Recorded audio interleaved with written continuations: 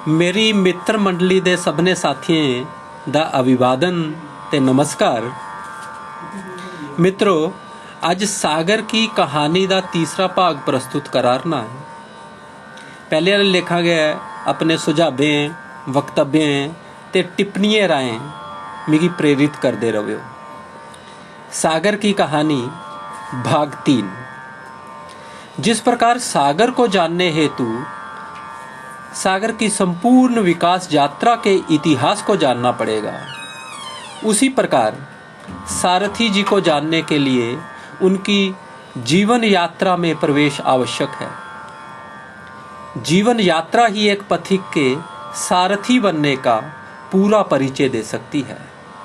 सफरनामा में अपनी जीवन यात्रा का परिचय देते हुए सारथी जी लिखते हैं, ओमी उठ के चला गया है क्योंकि 2-4 संगीत के रसिया और आ गए हैं। डॉक्टर जसवंत सिंह, मोतीलाल किलम, जियालाल बसंत, गाशलाल और आशिक अली खां साहब। आशिक अली खां साहब दरबारी गायक हैं, पर सदैव महफिलों से घिरे रहते हैं। महफिलें उन्हें अफीम की तरह लगी हैं। वो आते ही पिताजी को महाशा करमचंद जी के लिए पूछते हैं। महाशा जी वायलिन वादक हैं, संगत कमाल की करते हैं। पिताश्री तो कहते हैं करमचंद राग में डूब जाता है। महफिल के लिए 3 स्थान निश्चित हैं। घाट पर हनुमान जी का मंदिर, वटमालू का राधा कृष्ण मंदिर और महाराजा बाजार के मास्टर हरिविलास हारमोनियम मेकर की वर्कशॉप। पंडित मनसाराम जी इनकम टैक्स में क्लर्क हैं। वे दरबार मूव के साथ रहते हैं। जम्मू में वे मंडी वाले तालाब पर खड़ी दीवान एस्टेट में रहते हैं।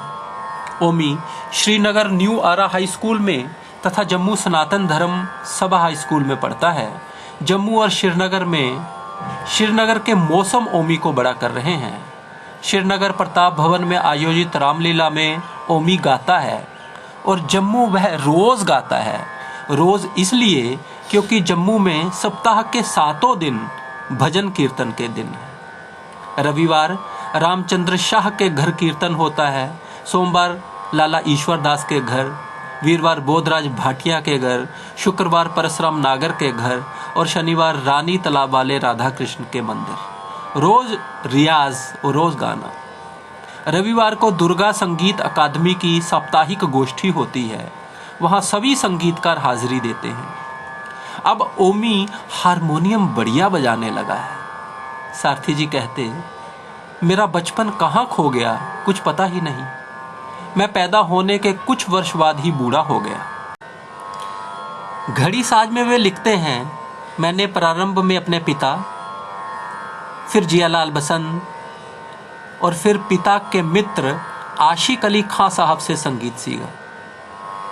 उन दिनों महफिल में पंडित स्वरूपनाथ, जगन्नाथ सोपुरी, मास्टर हरिविलास और एक फकीर साईं मस्त यह विद्वान गायन को जीवित रखे हुए थे। फिर मैंने मास्टर कृष्ण राव, पंडित उमा दत्त, पंडित जानकीनाथ रावल और मास्टर कंठू राम जी का गायन भी सुना। उन दिनों श्री ऋषिकेश उपाध्याय, खानम जी और कुलभूषण जी भी इन संगीतकारों से शिक्षा प्राप्त करते थे। पंडित जगदीश राज और डॉक्टर जगदीश शर्मा और प्रेम जी का नाम अब भी लिया जा सकता है। संगीत प्रेमियों में हकीम परशुराम नागर, पंडित वांके बिहारी, रामचंद्र शाह और लाला ईश्वर दास जी को स्मरण किया जा सकता है।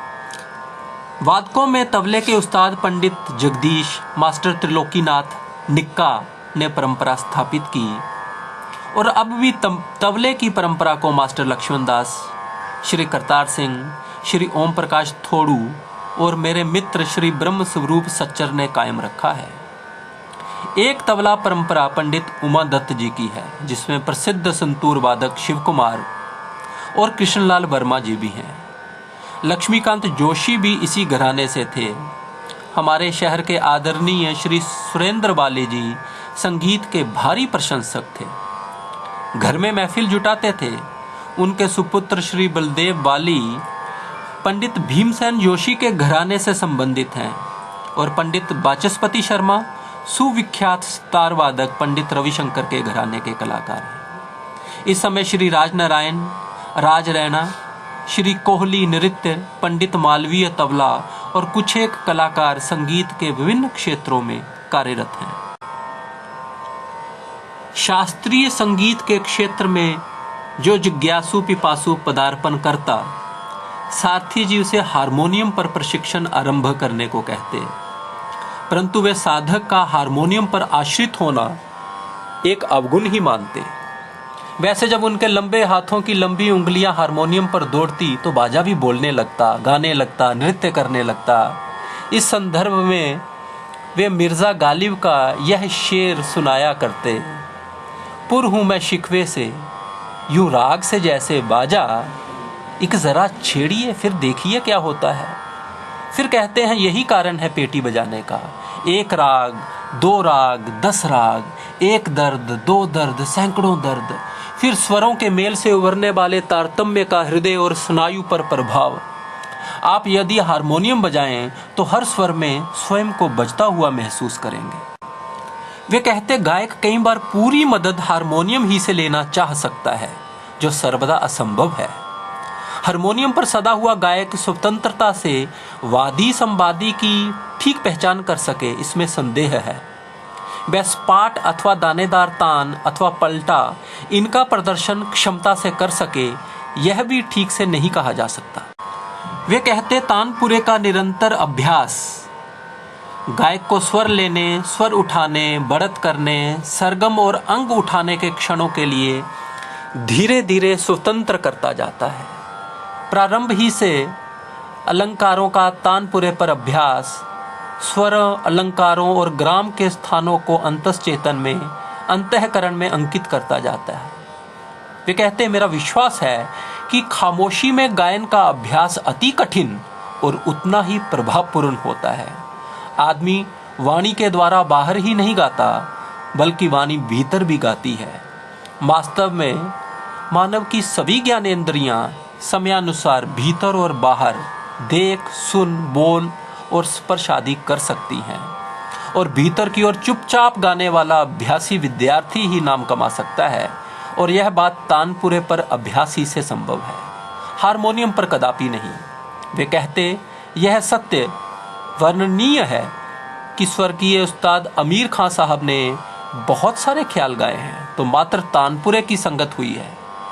वे अपनी पूर्ण गायन शक्ति और उसमें अभ्यास से पैदा किए गए चमत्कार, मूर्धना, तान, पलटा, सरगम आदि को स्वतंत्रता से अभिव्यक्त करने के लिए तानपुरे को उपयुक्त समझते थे। वे संगत में मदद की अपेक्षा नहीं करते थे। सफरनामा में सारथी जी लिखते हैं, लगभग 45-46 में पिताजी का तबादला जम्मू हो गया। घर में ताई का दबदबा होने के कारण घर का वातावरण घुटन भरा रहता। मेरा एक पक्का दोस्त था देवीदास। मेरा अधिकांश समय उसी के घर बीतता, खाता पीता भी वहीं था। उनके पिताश्री फिगर में बाकमाल थे, सोने का काम करते थे, मुझसे भजन सुनते थे। मुझे और देवीदास को जो जेब खर्च मिलता, उनके हम लोग चाट, पेस्टल्स लाकर शिव जी, कृष्ण जी, सरैया और सहगल बनाते रहते। अंततः हम दोनों मास्टर संसार चंद जी के पास पहुंचे। मैंने उनकी शिष्यता ग्रहण की। सारथी जी अभ्यास पर बहुत जोर देते। अपनी कला साधनाओं में रेखाओं के संसार की बात करते हुए वे सुनाते कि किस प्रकार वे रंगीन चाक को लेकर फर्श पर चित्र बनाया और मिटाया करते।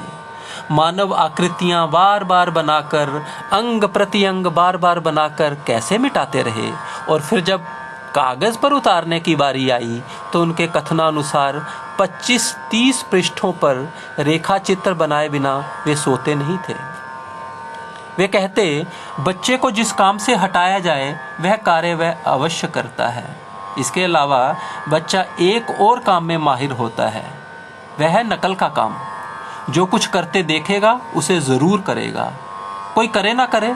मैंने शायद यह ज़रूर किया है। अपने पिताश्री को हारमोनियम बजाते देखा, मैंने बजाया। उन्हें गाते देखा, मैंने राग गाए। अपने दोस्तों यारों को चोरी करते देखा, मैंने भी चोरी की।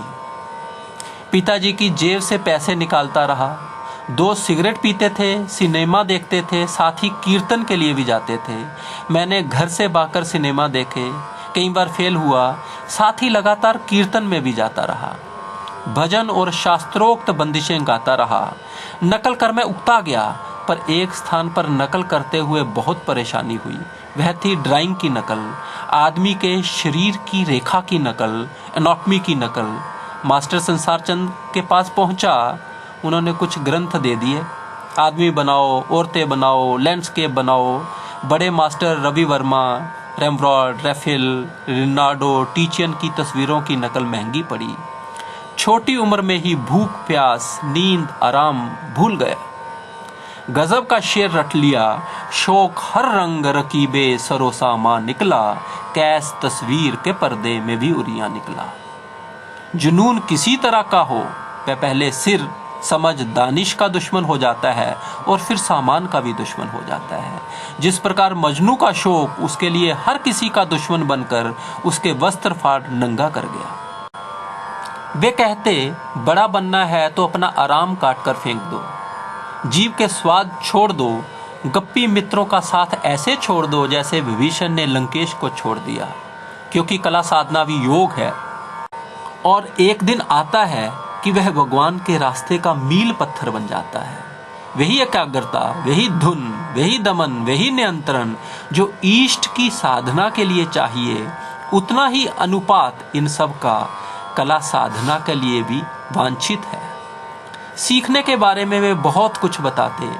प्रशिक्षण अर्थात सीखने की प्रक्रिया कैसी हो, सीखने के प्रयोजन से जो बात ग्रहण करनी होगी वह मनसा वाचा कर्मणा ग्रहण करनी होगी, तभी वह स्मृति में स्थान बनाएगी।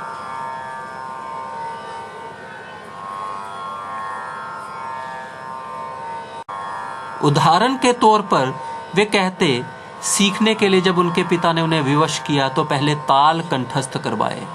मैं चलते फिरते ताल, मात्राएं, उनकी अवधि गिनता रहा। उनके कथनानुसार हर वयस्क, हर युवा जो प्रशिक्षण में है, यदि वह सिखलाई में दीवाना हो जाए तो वह तजुर्बे में, अभ्यास में जल्दी प्रवेश कर जाएगा। यह कभी संभव नहीं हो सकता कि आप जीवन की सुविधा को भी बनाए रखो और सीखते भी जाओ। उनके अनुसार there is no royal road to success. कंटक मार्ग के द्वारा ही अभ्यास में पहुंचा जा सकता है। धन्यवाद।